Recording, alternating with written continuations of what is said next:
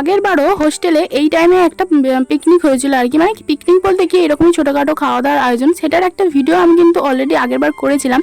তো সেইবার বিরিয়ানি হয়েছিল, তো সেই রকমই এইবারও হচ্ছে আর কি। তো এইবার ফ্রাইড রাইস হচ্ছে, তো আগের ভিডিওতে যেমনটা বললাম যে ফ্রাইড রাইস চিলি চিকেন হচ্ছে, এছাড়াও চাটনি পাঁপড় আইসক্রিম নয়, চাটনি পাঁপড় মিষ্টি কোল্ড ড্রিঙ্কস সব কিছুই ব্যবস্থা রয়েছে। তো এটাই হচ্ছে আমাদের হয়তো লাস্ট খাওয়া দাওয়া সবাই মিলে একসাথে। তো খুব মিস করবো এই দিনগুলো, সত্যি সময় কত তাড়াতাড়ি চলে যায় তাই না। এই সেদিন মনে হচ্ছে যেন এই তো কদিন আগে গেল পিকনিকটা, আবার চলে আসলো। তো যাই হোক, তো আমাদেরও মানে ছুটির ঘন্টা বেজেই গেল আর কি।